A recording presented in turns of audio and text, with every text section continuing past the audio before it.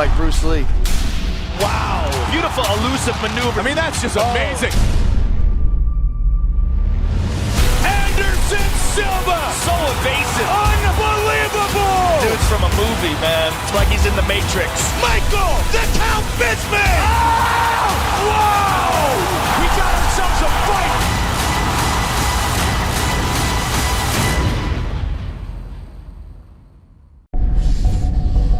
Durante esse tempo eu consegui parar para pensar e entender essa dimensão do que eu pretendo fazer. Excited for your fight. The next level for my future. I always had my eyes on Anderson. I always saw him as a future opponent. I'm a nightmare for Anderson. The UFC, the world leader in MMA. FS1. There is no doubt about it. Pittsburgh, Pennsylvania is definitely a sports town. And tomorrow, for just the second time in promotional history, fight fans in the Steel City will have a UFC event to call their own, headlined by the FS1 UFC Fight Night weigh-in show starts now.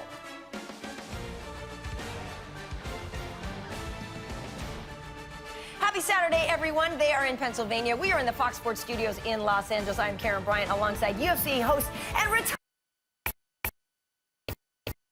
very active welterweight contender TYRON Woodley. Megan OLIVI is on location for us as well. And Ken Flo, we got Cowboys. I expected the big belt buckle, the hat. What happened? I know. I was going to go from Ken Flo to Cow Flo, but I decided not to. I didn't want to show up TYRON Woodley and come in here on a horse or a cow.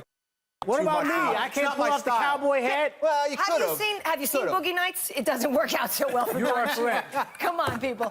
Guys, it is a good old-fashioned shootout between a pair of Cowboys. Ken Flo, let's start with Cowboy Cerrone. He is a fan favorite. He's 8-1 in his last 9 fights.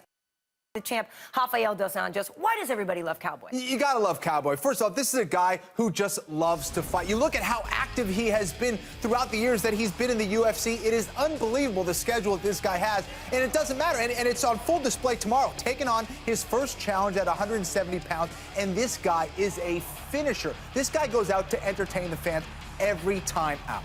This guy's competing against another cowboy who is also a finisher, who also takes fights on last-minute notice. This kid is a little bit rough around the edges, but he goes for the kill. He goes for the knockout time and time again. You can't count him out. He's got some serious power in that right hand, and this is actually going to be his 6th fight in this year, which is unbelievable. I mean, that schedule alone, just to have 3 fights in a year is impressive. This is his 6th fight against Cowboy, and so fitting that both these guys, same nickname, same fighting style. Oh, my goodness, it's going to be a great one. Of course, you mean in a calendar year. He hasn't fought 6 times since January. Right. But, T-Wood, let's talk about our co-main event. This is a great one as well. We got a pair of top 15 middleweights, Derek Brunson versus Roan Carneiro. It's a great fight. Styles make fights, and this is a phenomenal style matchup. You have a kid that's an all-American wrestler who's going against one of the most accredited Brazilian Jiu-Jitsu black belts in the American top team. I've trained with Ron very many times. As a matter of way, I've never called him Ron in my life. We call him Jakal. Jakal has a grip like an ex-girlfriend that won't leave you alone. He will grab your wrist and hold on for dear life. I think he's going to have to implement that game plan against Derek Brunson, get close, walk him down, put the grip of life on him, get him to the ground, look for the submission. But he's going to have to find Derek Brunson. He has great lateral motion. He's going to stick and move, and he has a powerful right hand as well. Yeah, when TYRON Woodley says that he's one of the best black belts in American top team, that is saying something when you look at the kind of talent that they have over there with all the Brazilian Jiu-Jitsu black belts in that team. But Derek Brunson, a guy who's been training at one of the top teams, if not the best team in the world, sorry, TYRON Woodley, Jackson Wink. This guy's very talented, unbelievable wrestler, and he was beating one of your American top team teammates, Yoel Romero. He was actually out wrestling him at one point, by the way. So Yoel Romero is an American top team product, but he was getting denied. It's like you had a credit card that was maxed out, and he was denying him every time he went in for the takedown, and he took him down. He did. One thing he did wrong in that fight, he eased up on the gas. He had the pedal to the metal. He was speeding down the highway. He tapped the brake. He gave him an opportunity to get back in the fight. He cannot do that. in this fight. I think he ran out of gas. Well, he may have. Yeah. Well, and quickly, Kenny, there's another highlight fight on here. Cody Garbrandt. People have eyes on him coming out of Team Alpha Male. Yeah, Cody Garbrandt is so talented. This is a guy that everyone believes will be a future champion over there. And when you talk about the guys that he trains with, Chad Mendes used to train with TJ Dillashaw, they all speak very, very highly of him. But he's taken on a guy who's taken a fight on late notice, a world champion, a guy who has won everything there is to win in Brazilian Jiu-Jitsu. I'm talking about Tanquinho Augusto Mendes. Very talented fighter in his own right. All right, folks. Well, we are moments away from making the fights official in Pittsburgh. Standing by with the mic is our good friend John Anik. Take it away, John. Versus Cowboy. What's going on, Pittsburgh, PA? Great to be back in the Steel City. Our Octagon girls, Vanessa Hansen, Chrissy Blair. How about our talent relations team, Joe Silva and Sean Shelby? The greatest living American, Brian Stan, is with us as well. All right, we begin with our UFC Fight Pass prelims. First up in the heavyweight division, Anthony Freight Train Hamilton versus Shamil Abdurakhimov.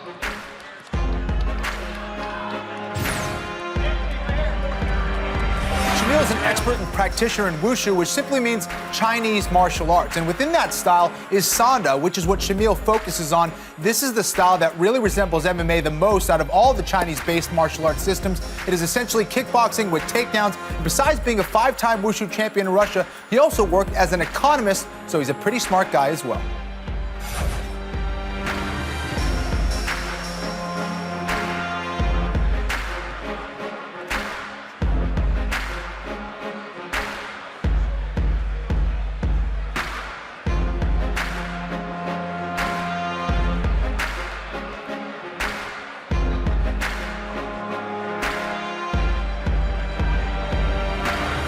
Good, my brother. Go ahead.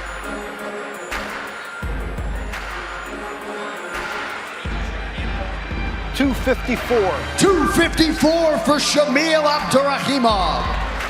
And his opponent, please welcome Anthony Hamilton. Anthony Hamilton is a junior college wrestling All-American, and he's also a Brazilian Jiu-Jitsu brown belt. This guy can take you down, slam you, and submit you. But not only that, he packs a lot of power in his punch. When the freight train coming, he's bringing the power with him. He has 7 KOs. 4 of those are in the first round, 2 of those in the opening seconds of the fight. This is going to be fireworks.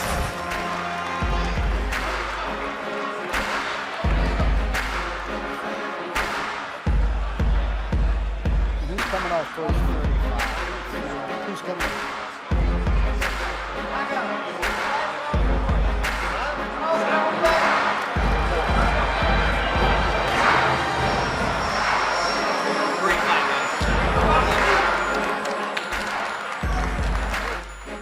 All right, our next fight is in the bantamweight division. Lucky Lauren Murphy versus Kelly Fastholes.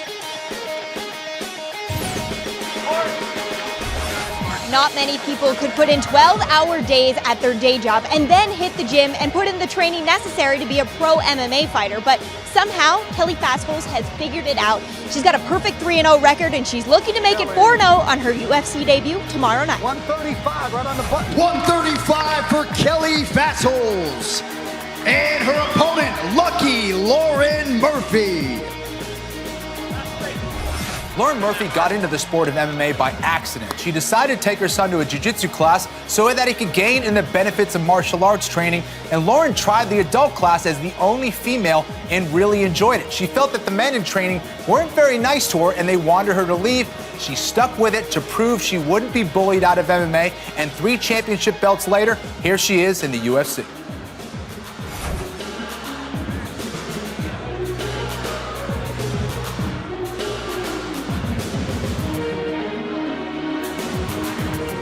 Go ahead, Lauren.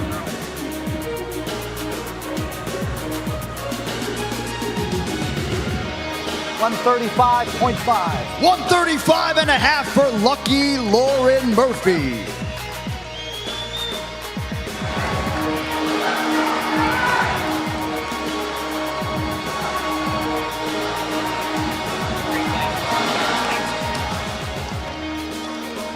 All right, our next fight past prelim is also in the bantamweight division. Marion Belizean Bruiser Renault versus Ashley Evans Smith. Ashley Evans Smith is a 4-time wrestling All-American. Not only can she wrestle, she boxes great in a telephone booth, utilizing dirty boxing techniques, short strikes, elbows, and she is phenomenal off the cage, circling her opponent out, going for takedowns, and defending at the same time. She has a chin of granite. She is tough as nails.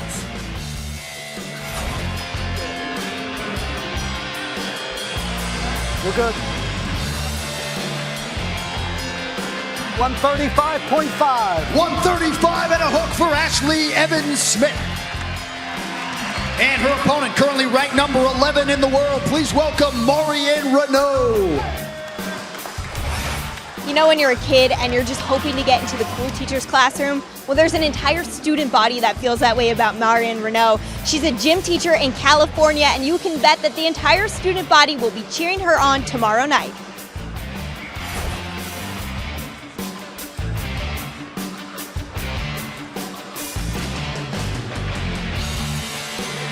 On there, man.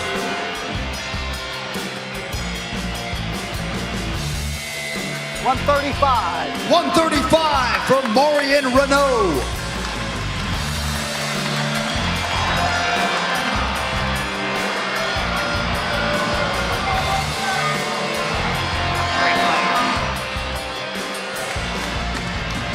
All right, now we get to the Welcome back to the desk. We are ready to weigh in the fighters on the 4-fight prelims, starting with welterweights Jonathan Webb and Nathan Coy. Tyron, your American top team teammate, Coy, is up first. First fighter to the scale is Nathan Coy. Nathan Soul Force Coy. Where do I start? He's a teammate of mine, but before he was a teammate, he was an opponent of mine, and he was my toughest opponent to date. He applied an annoying amount of pressure. You would punch him, he would hit the canvas, he will pop up like nothing ever happened. Expect no quit in this guy tomorrow night. 170 right on. 170 for Nathan Coy. And his opponent is Jonathan Webb. New Jersey native Jonathan Webb prepared for this fight about 2,000 miles away from home with Cowboy Cerrone in Albuquerque, New Mexico. He said having a training partner on the same card really cranks up the intensity in the gym. He said he's hoping to get the second half of that paycheck tomorrow night.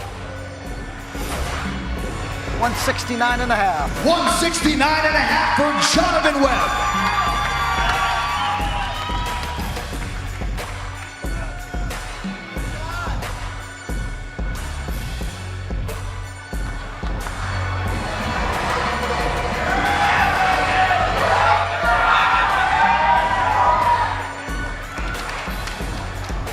Our next fight is in the middleweight division.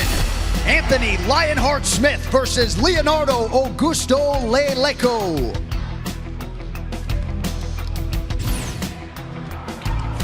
Leonardo will be making his UFC debut, but the double black belt in Brazilian Jiu-Jitsu and karate has a decent amount of experience. He loves attacking the body and has a good karate-style blitz attack. On the ground, you have to watch out for Leo's rear naked choke. Not too long ago, he was a musician in a band and is hoping to make some music again tomorrow night.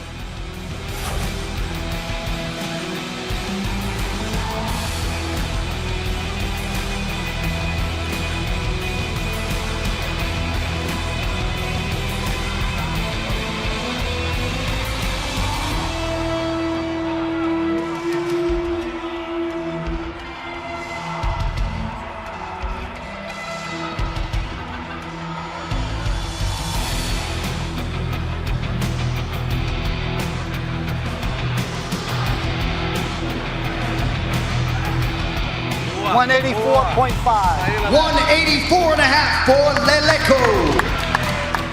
And his opponent, please welcome back Anthony Lionheart Smith. Anthony Smith had the opportunity to train in Dublin, Ireland for a few weeks, and he called it one of the best opportunities of his life. And the timing worked out perfectly. Upon arrival back to the United States, the UFC called and he was ready to answer. Looks like that Twitter hashtag he used, #CallMeDana, worked out perfectly for him.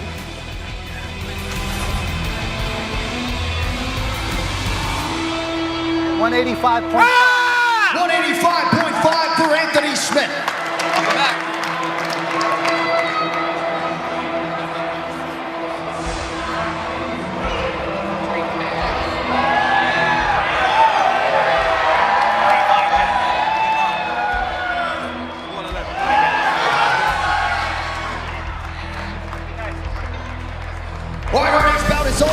In the middleweight division, Daniel Sarafian versus Olawale Holy War Angel Bamboshe. Olawale Bamboshe is a dynamic striker. This guy does not understand what it means to start slow. All of his victories are by TKO. He has vicious leg kicks. He's dynamic. He's explosive. Expect fireworks.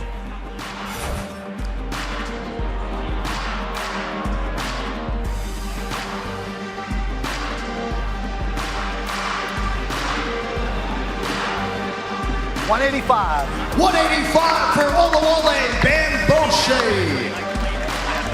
And his opponent, Daniel Sarafian. Well, Daniel is back at middleweight and couldn't be happier about it. Due to his height, everyone around him was telling him to cut down to welterweight, and walking around at around 200 pounds became way too much for him, and he felt miserable in fight camp. Daniel said he would much prefer to be shorter at middleweight, but keep his strength and energy. We'll see if he can find some consistency tomorrow night. All right, Daniel. 186. 186 for Daniel Sarafian.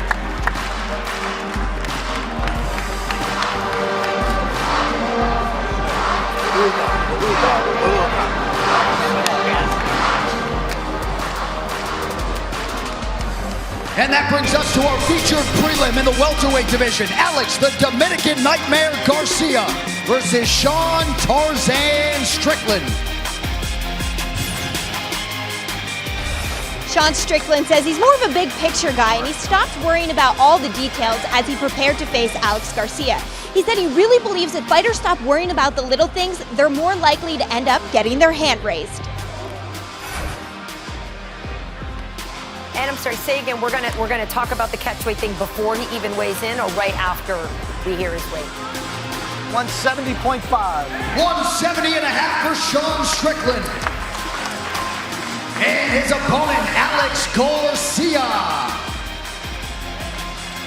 There he is. You know, the first time I met the Dominican Nightmare, Alex Garcia at TriStar, I thought it was meeting Hector Lombard, actually. He's built just like him and really fights like him a lot as well. Alex has always been one of the hardest working athletes at TriStar, but he's one of the funniest and most entertaining guys in the gym. He was one of my main training partners there at TriStar, and it was hard to keep a straight face unless we were sparring. Then it was less about smiling and more about protecting my face.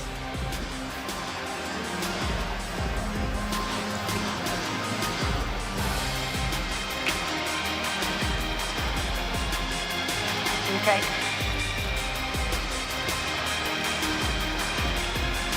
$171 for Alex Garcia.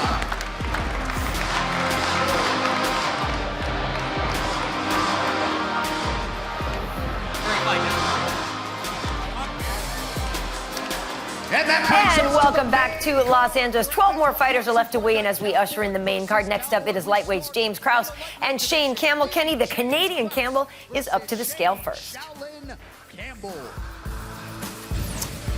Shane Campbell is from beautiful Kelowna, British Columbia, the same town where Rory McDonald is from. He also started at the same gym, Toshido MMA, so it's no surprise then that Rory is one of his heroes. He got his start in MMA pretty early, starting in kickboxing at just 16 years old and turned pro at 18. He has a few pro world titles in Muay Thai and now wants UFC gold around his waist. 156 for Shane Campbell.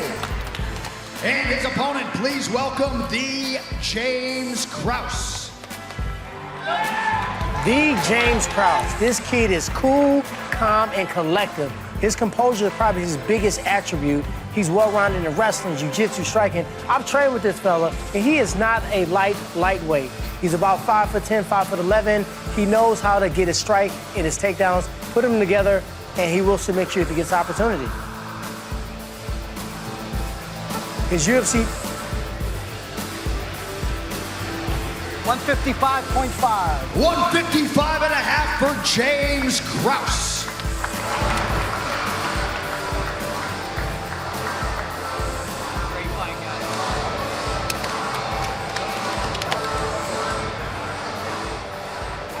Now we get to a matchup of middleweight veterans Chris Camozzi versus Joe Diesel Riggs.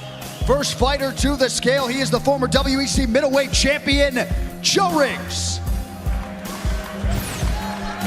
Joe Diesel Riggs, he is an OG of the sport. This kid has fought in heavyweight, middleweight, lightweight, welterweight. He's gonna make up his own weight class. He has punching power, he's a southpaw striker. He's one of the longest standing members of MMA Lab. He's always exciting to fight. I'm excited to see him back in the UFC, fighting another veteran in Chris Camuzzi. 186. 186 for Joe Riggs. Professional fights. Unbelievable. And his opponent will be making his 15th UFC appearance. I had Chris 17 Camuzzi. in the UFC, but I think it's a little over 20 maybe. Respectable, though. Yeah, a little over 20.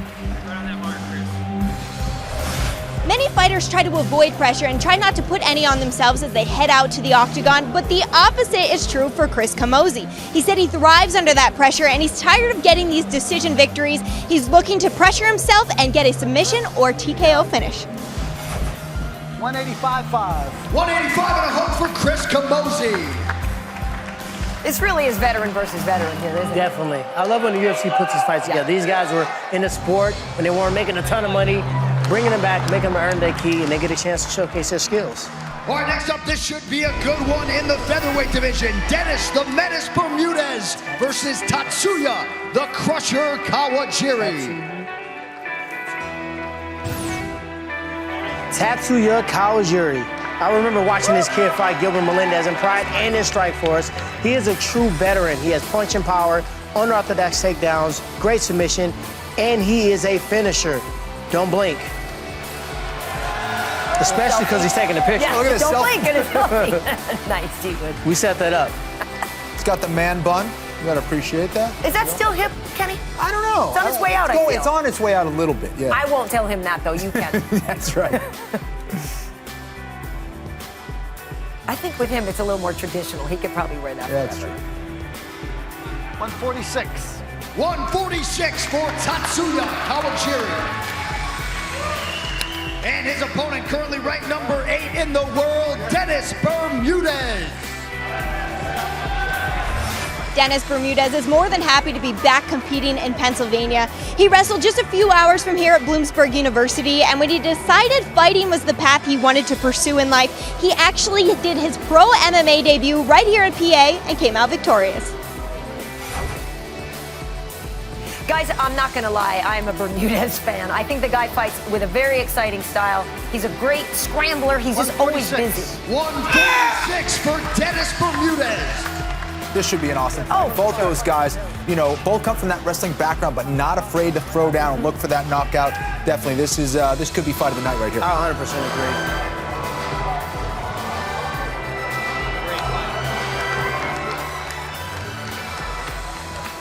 All right, our next bout will be contested at a catch weight of 142 pounds. Cody No Love Garbrandt versus Augusto Tanquillo Mendez. All right, folks, as you heard there, John Anik saying this is going to be contested at a catch weight. Cody Garbrandt will be getting 16% of Mendez's money. 4% of that will go to the commission. Mendez, of course, taking this on short notice, guys. He got the call, what was it, Monday, Kenny? So unable to make the weight, but we still will have a good fight on our hands. Yeah, I think this is going to be a great fight. But, yeah, this is one of the cases where I could say, okay, I get it. He got the call on Monday about 5-6 days ago. So, you know, I get why they're making a catch weight here at 142. You know I wanted to crack the whip, but 42, that's good. He got this on Monday. 42 for Augusto Mendez. In his debut fight here in the UFC, you definitely want to make weight on your debut, but it is a little bit of a funky situation here. And his opponent, Cody No Love Garbrandt.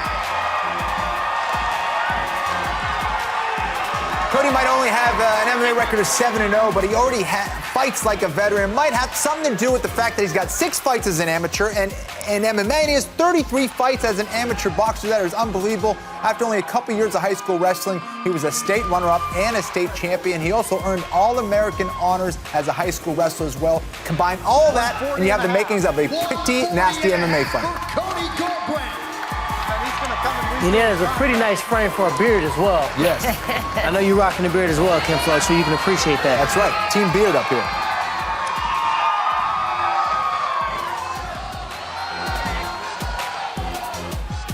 Of course, we see the former And that champion brings us to the there. co-main event in the middleweight division. Derek Brunson versus Roland Jucao Carnero. Roland Jucao Carnero. Jucao, man, this guy is strong. He has a lot of forward pressure. He's been here a long time, guys. He's been a coach, he's been a fighter. This is his second stint in the UFC. I think he has the jiu-jitsu skills to threaten Derek Brunson, athleticism, and his striking power. This person can take a punch like I've never seen anyone take a punch before. I don't know if that's an attribute I want to possess, but he definitely has it, and he's shown it in the gym, he's shown it in fights, and he is a veteran, so I think he has not much to think about. He was a welterweight in the past. He's up at middleweight now. Weight cutting shouldn't be an issue. 184.5. 184.5 for Jucao. And his opponent, number 13 in the world, Derek Brunson. Prior to being on his current 3-fight win streak, he was on his way to getting a huge upset win over Yoel Romero until one mistake changed all of that. Not only was he winning the fight against Yoel, but he's actually winning all the wrestling exchanges up to that point.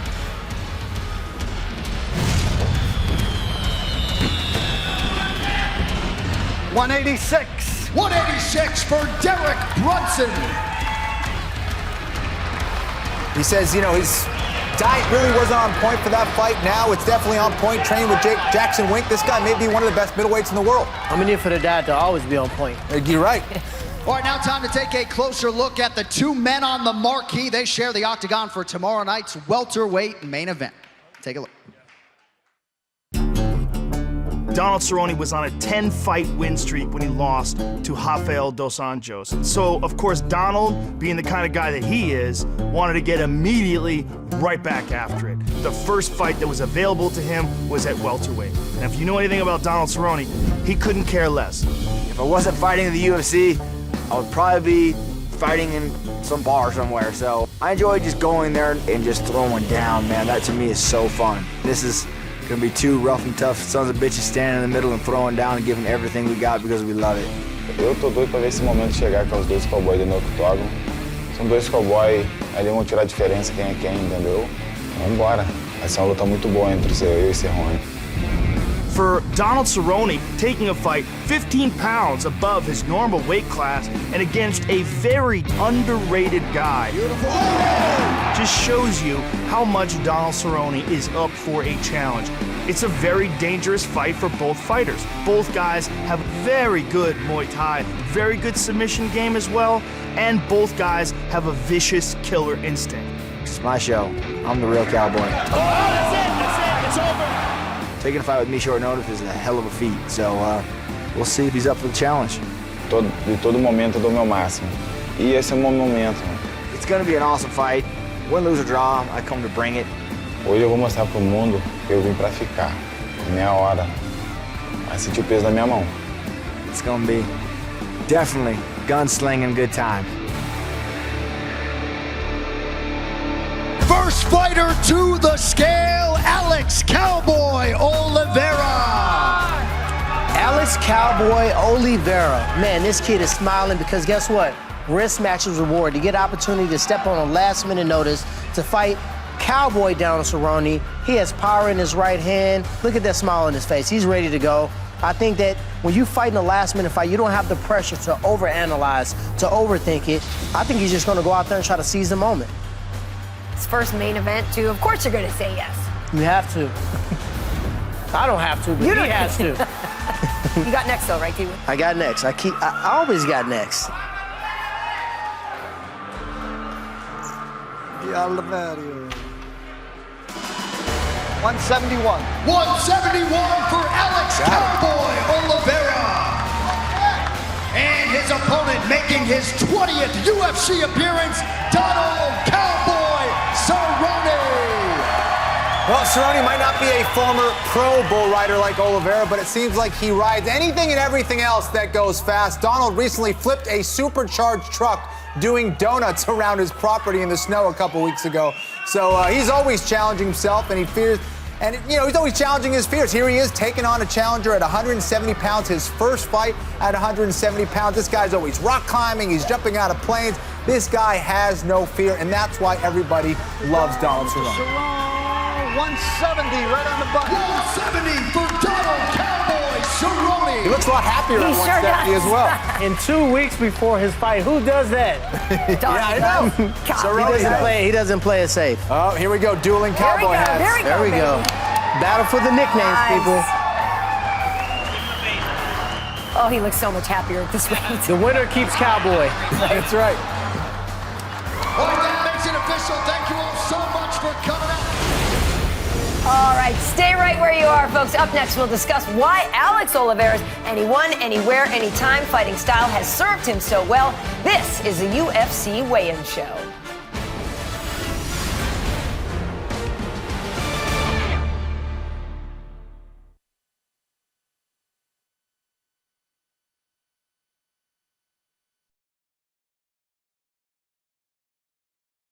February is a British invasion. Prepare for the biggest event in Fight Pass history. The legendary Anderson Silva returns to the UFC to face off against brash Brit Michael Bisping. Live and exclusive from England on February 27th. All this month, we'll hear from Britain's best as the Count hosts exclusive original programming, including his ultimate grudge matches. Plus the best in international MMA.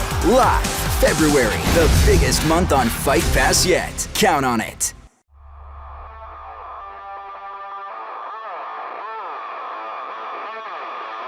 Na verdade, essa luta é mais um desafio mental. Eu tô muito motivado, tô muito feliz de poder voltar a lutar.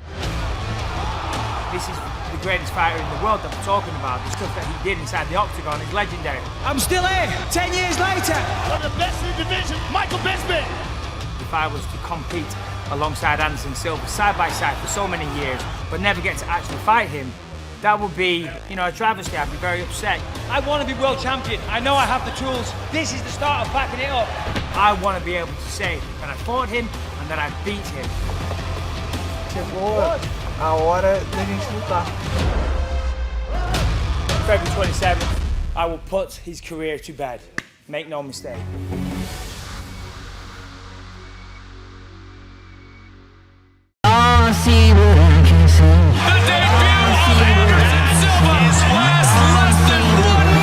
That's what I was talking about. This is a different kind of striker.